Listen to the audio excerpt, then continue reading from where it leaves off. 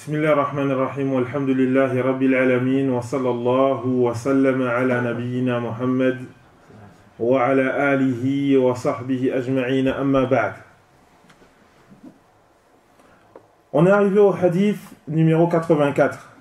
L'auteur rahimahullah qui nous dit عن أبي هريرة رضي الله عنه قال رسول الله صلى الله عليه وسلم أمرت أن أقاتل الناس حتى يشهدوا أن لا إله إلا الله ويؤمنوا بي وبما جئت به فإذا فعلوا ذلك عصموا مني دماءهم وأموالهم إلا بحقها وحسابهم على الله رواه مسلم.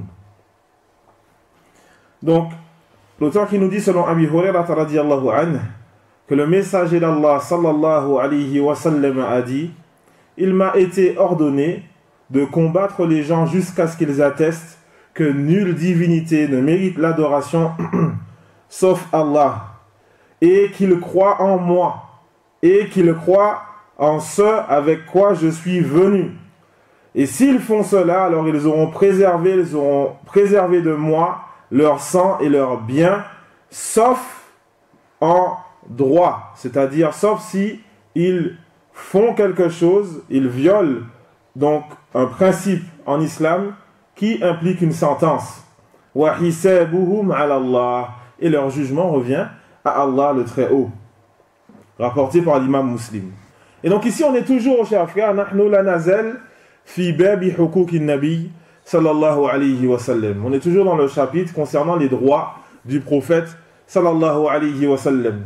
لذا يتبين ويتضح لنا جميعا أن المراد من المؤلف من إيراد هذا الحديث هو بيان وجوب الإيمان بالنبي صلى الله عليه وسلم وبما جاء به.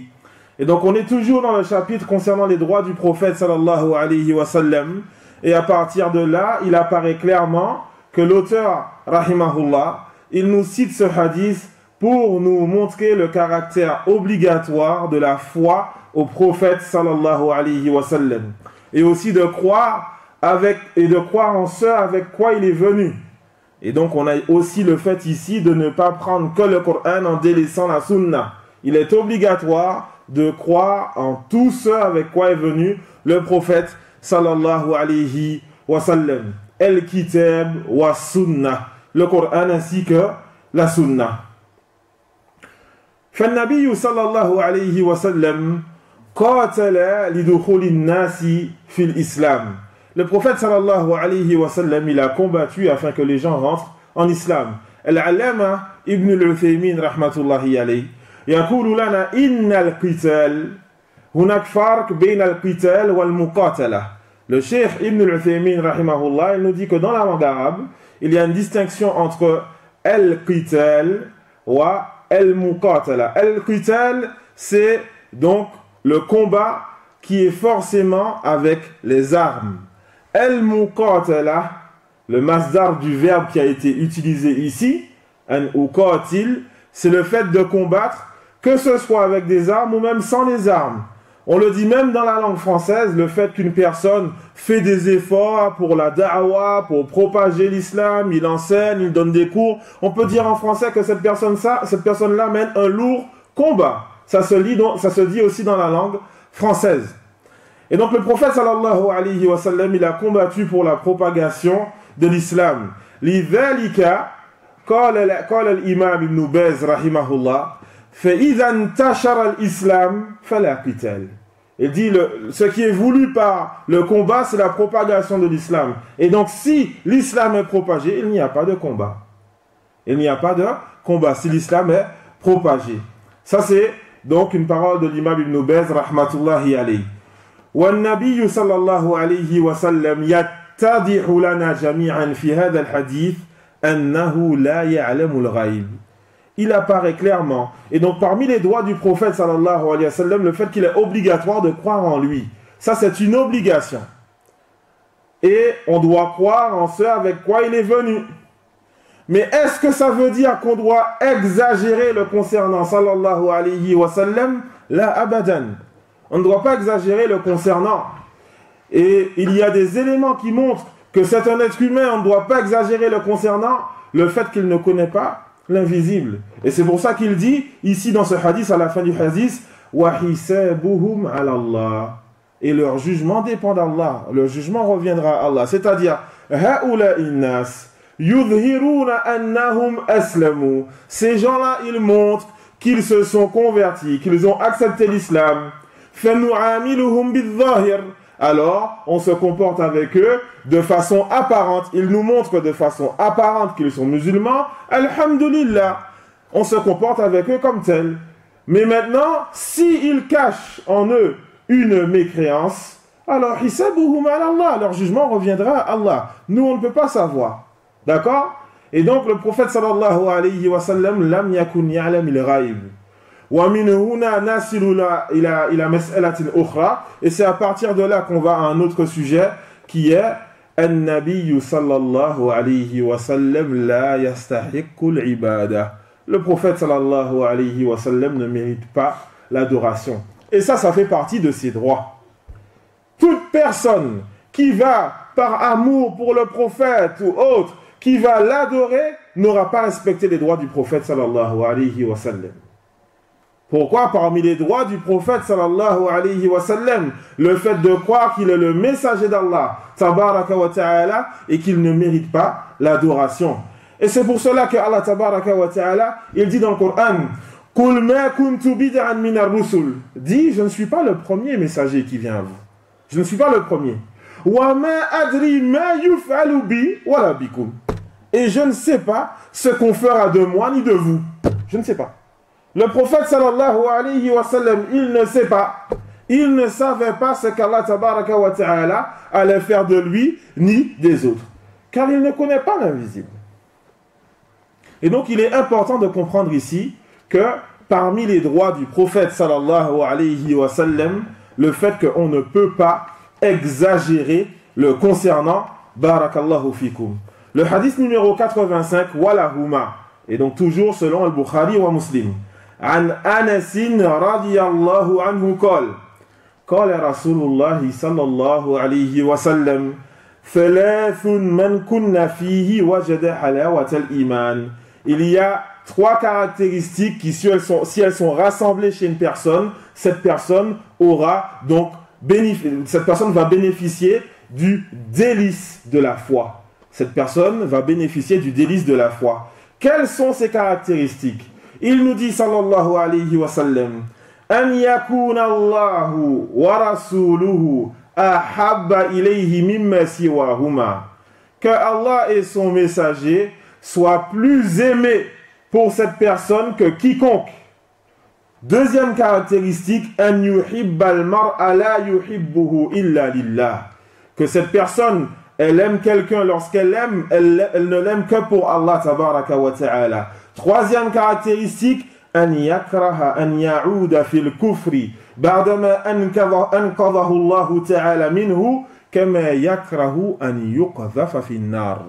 Le fait que la personne déteste retourner à la mécréance après que Allah l'en ait sauvé, de la même façon que cette personne détesterait être jetée dans le feu.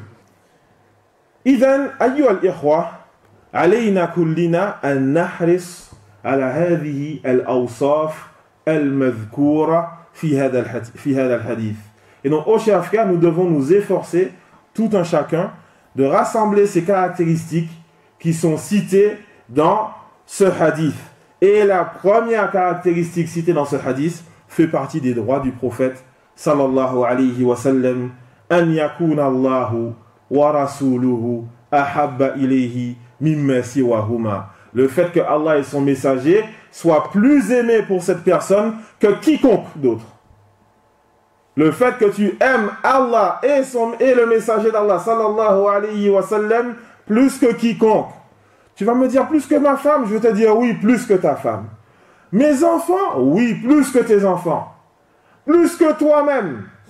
Comme on le verra, Inch'Allah ta'ala. Et c'est pour ça que les savants ils nous disent إذا تعارضت محبة الله ورسوله bimahabbati ghayrihima yajibu taqdimu mahabbati Allahi wa rasulihi. Si l'amour d'Allah et son messager, donc le fait d'aimer Allah et son messager, s'oppose à l'amour d'une autre personne, alors il est impératif, il est obligatoire de faire prévaloir l'amour d'Allah et de son messager. Exemple. Tu aimes le confort, tu aimes la carte vitale, tu aimes les aides de je sais pas quoi, combien d'aides tu as dans l'année, je sais pas comment ça s'appelle. Tu aimes tout ça, mashallah. Tu aimes que quand tu tournes le robinet, ça coule tout de suite, mashallah. Il n'y a pas de coupure d'eau, pas de coupure d'électricité.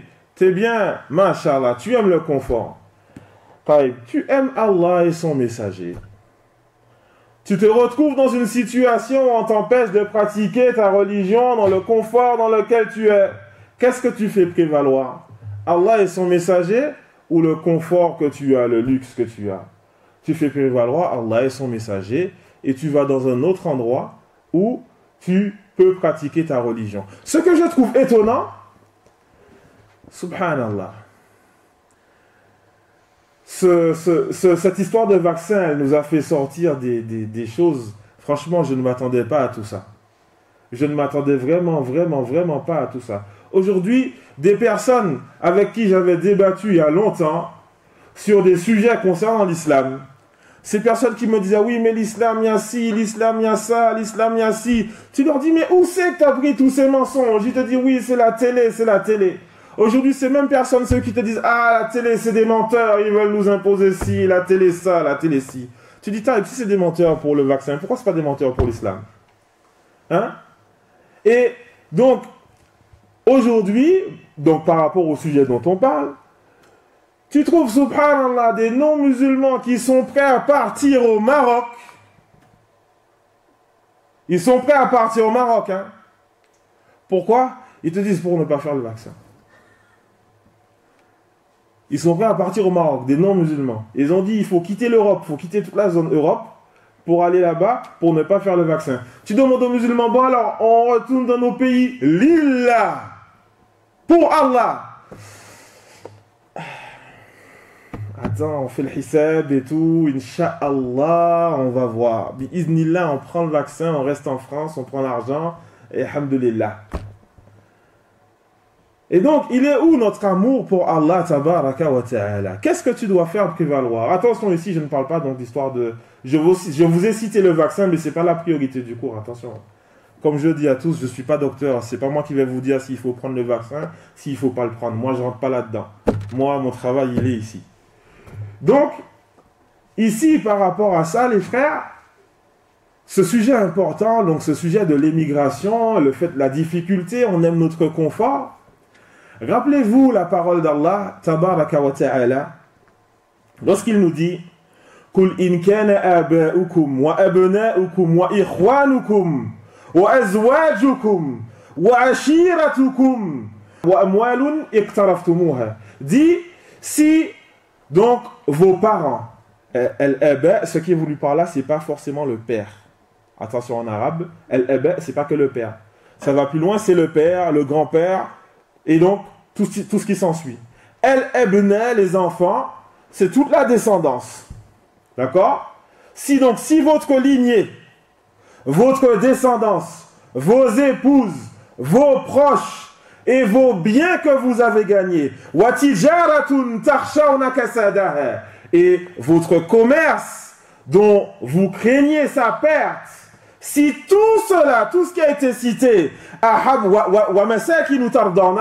ainsi que des demeures que vous trouvez plaisantes, mashallah, le confort, le robinet qui coule, l'électricité, tout ça, et des demeures que vous trouvez plaisantes, si tout cela, si tout cela, vous le favorisez, vous l'aimez plus qu'Allah et que son messager, et que le fait de combattre dans le sentier d'Allah, fatarabbasu. Alors attendez, jusqu'à quand? Hatta ya'ti Allahu bi amri. Jusqu'à ce qu'Allah vienne avec son ordre. Attends jusqu'à la mort, et ensuite on verra. Attends jusqu'à la mort, et ensuite on verra. Et donc, il nous est obligatoire, aux chers frères, de faire prévaloir l'amour d'Allah tabaraka wa ta'ala et de son messager, tout en sachant que c'est d'abord l'amour d'Allah. La base, al-asl, an tuhibba Allah tabaraka wa ta'ala. Thumma ba'da dhalika an-nabi sallallahu alayhi wa sallam. Et après cela, le prophète sallallahu alayhi wa sallam. C'est pour cela que dans le hadith, le prophète sallallahu alayhi wa sallam qaddama hubba Allahi ala hubbi an-nabi sallallahu alayhi wa sallam. C'est pour cela que dans le hadith, le prophète sallallahu alayhi wa sallam a d'abord cité l'amour d'Allah avant le fait de l'aimer, lui, sallallahu alayhi wa sallam. وكذلك أيها الإخوة هناك حديث أنا كنت أود أن أذكره في آخر الدرس لكننا سنذكره الآن. أخرج الترمذي, parce que ça c'est une fitna, ça c'est une fitna pour certains, le confort, la famille. Ah, je veux partir en hijra, ma famille, mon épouse ne veut pas, mes enfants, comment je vais faire, etc., etc. طيب, الترمذي il a cité dans son recueil selon Ibn Abbas radiyallahu anhuma أنه سئل عن الآية يا أيها الذين آمنوا إن من أزواجكم وأولادكم عدوا لكم فاحذروهم. Ibn Abbas radiyallahu anhuma, il fut interrogé concernant la parole d'Allah tabaraka wa ta'ala, ya ayyuhalladhina amanu, ô vous qui avez eu la foi, inna min azwajikum wa awladikum, il y a parmi vos épouses et vos enfants, aduwan lakum, un ennemi pour vous, fahdharuhum, alors méfiez-vous. Ibn Abbas, il a été interrogé concernant ce verset. Qu'est-ce qu'il a dit Ibn Abbas radiyallahu anhuma? Il dit هؤلاء رجال أسلموا من أهل مكة وأرادوا أن يأتوا النبي صلى الله عليه وسلم فأبى أزواجهم وأولادهم أن يدعوهم أن يأتوا رسول الله صلى الله عليه وسلم فلما أتوا رسول الله صلى الله عليه وسلم رأوا أصحابهم قد فقهوا في الدين هموا أن يعاقبوهم فأنزل الله تعالى يا أيها الذين آمنوا إن من أزواجكم وأولادكم عدوا لكم فاحذروهم. Il nous dit Ibn Abbas radiyallahu anhuma, donc ce verset concerne des gens qui se sont convertis à la Mecque, des gens de la Mecque qui se sont convertis et ils ont voulu émigrer, ils ont voulu donc aller voir le prophète sallallahu alayhi wa sallam à Médine. Leurs familles, leurs épouses et leurs enfants ont refusé cela. Ils sont donc restés à Mecca pour leurs familles et leurs enfants. Et plus tard, lorsque effectivement plus tard ils ont fait l'émigration et qu'ils ont vu que les compagnons qui étaient avec eux à la Mecque et qui ont émigré avant eux, lorsqu'ils ont vu que cela avait avancé dans l'apprentissage de la religion, etc., ils ont voulu punir leurs proches. Ils ont voulu punir leurs épouses et leurs enfants qui les ont empêchés de partir. C'est là que Allah tabaraka wa ta'ala, il a fait descendre ce verset. Fahdharuhum, méfiez-vous d'eux. Si cette épouse, si cet époux, si cet enfant t'appelle à la désobéissance à Allah tabaraka wa ta'ala, laysa laka an tuti'ahum. Tu n'as pas le droit de les obéir. Pourquoi? لأنك تقدم حب الله ورسوله على حب غيره. Parce que tu fais prévaloir l'amour d'Allah et l'amour de son messager à l'amour de quiconque. Que ça soit ton épouse, que ça soit ton époux, que ça soit tes enfants, que ça soit tes parents, les grands-parents, quiconque. N'importe qui. Tu dis non, stop, ça s'arrête là. Je ne désobéis pas à Allah et son messager pour une créature d'Allah tabaraka wa ta'ala. La ta'ata lil makhlouq fi ma'siyatil khaliq. On n'obéit pas à une créature dans la désobéissance du créateur. Et ensuite, après cela, il y a un point essentiel, c'est que le deuxième point, la deuxième caractéristique qu'il nous cite le prophète sallallahu alayhi wa sallam dans ce hadith, il nous dit an yuhibba al-mar'a la yuhibbahu illa lillah. Que lorsque tu aimes quelqu'un, tu ne l'aimes que pour Allah. Ça c'est lié au premier sujet qu'on a vu. فَإِنَّكَ لِكَوْنِكَ تُحِبُّ اللَّهَ وَرَسُولَهُ فَتُحِبُّ مَا يُحِبُّهُ اللَّهُ وَرَسُولُهُ.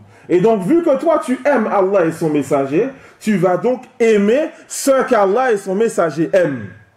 Et donc lorsque tu vas aimer quelqu'un, tu vas l'aimer pour Allah. Parce que cette personne obéit à Allah. Cette personne adore Allah. Cette personne ne fait pas d'innovation, pas de bid'a, pas de polythéisme. Cette personne n'est pas connue pour les péchés, etc. À ce moment-là, oui, tu vas aimer cette personne. Par contre, le fait d'aimer une personne parce qu'elle a de l'argent, elle a, machallah, 5 sociétés, elle a ci, ça, peu importe ça. Et encore, souvent c'est blâmable. On me dit, il a gagné la coupe de je sais pas quoi. Allez. Et donc, il faut qu'on fasse attention, oh, chers frères, barakallahu fikum, à ce sujet essentiel qui fait partie de la foi. وَكَذَلِكَ تَكْرَهُ أَن تَعُودَ فِي الْكُفْرِ. Tu détestes, il y a le fait que tu détestes retourner dans la mécréance. Ça veut dire quoi ça, détester retourner dans la mécréance? Si tu demandes à quiconque, est-ce que tu détesterais retourner dans la mécréance? Il va te dire, non, je ne veux pas. Ah non, pas du tout. Alhamdulillah, l'islam, alhamdulillah. Est-ce que vous savez que la mécréance, elle a des muqaddimat? La mécréance, elle a des éléments qui viennent avant elle. Hein? Avant de tomber dans la mécréance, il y a quoi? Il y a les péchés. Les péchés, le péché qui t'amène au péché, qui t'amène au péché, qui t'amène au péché, qui t'amène à la mécréance.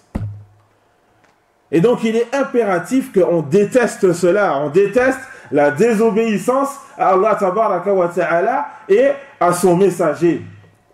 Et c'est pour cela qu'Allah tabaraka wa ta'ala, il nous dit dans son livre وَلَكِنَّ اللَّهَ حَبَّبَ إِلَيْكُمُ الْإِيمَانَ وَزَيَّنَهُ فِي قُلُوبِكُمْ. Allah, il vous a fait aimer la foi. Et il l'a embelli dans vos cœurs. وَكَرَّهَ إِلَيْكُمُ الْكُفْرَ وَالْفُسُوقَ وَالْعِصْيَانَ. Et il a fait que vous détestez la mécréance, la perversion et la désobéissance. Si tu trouves ça dans ton cœur, alhamdulillah. Tu ne trouves pas ça dans ton cœur, soigne-toi. Soigne-toi, car c'est ça qui mène à la mécréance. Le fait d'aimer les péchés, aimer la fornication, aimer riba, aimer si. Non. Tu dois aimer ce qu'Allah aime et tu dois détester ce qu'Allah tabaraka wa ta'ala déteste. Le dernier hadith qu'on voit aujourd'hui, qui en réalité, il est lié au hadith qu'on vient de voir, toujours dans Sahih al-Bukhari et Muslim, marfu'an, donc le prophète sallallahu alayhi wa sallam, il nous dit, la yu'minu ahadukum hatta akuna ahabba ilayhi min waladihi wa walidihi wan nasi ajma'in. Le prophète sallallahu alayhi wa sallam qui nous dit, aucun d'entre vous n'a la foi. Aucun d'entre vous n'a la foi tant qu'il ne m'aimera pas plus que son père, que son enfant et que tout le monde. On doit aimer le prophète sallallahu alayhi wa sallam plus que tout le monde et plus que nos propres personnes. Ça, c'est un fondement dans notre religion. C'est un fondement dans notre religion. Et on va continuer, Inch'Allah ta'ala, bi'idnillah, demain encore, à aborder ce sujet concernant le prophète sallallahu alayhi wa sallam. On demande à Allah tabaraka wa ta'ala de nous accorder à tous la réussite et de nous placer parmi ceux qui aiment Allah tabaraka wa ta'ala et son messager, et parmi ceux qui restent dans l'obéissance d'Allah tabaraka wa ta'ala et son messager. Il est capable de toutes choses. Subhanaka Allahumma wa bihamdika ashhadu an la ilaha illa ant astaghfiruka wa atubu ilayk wa jazakumullahu khairan.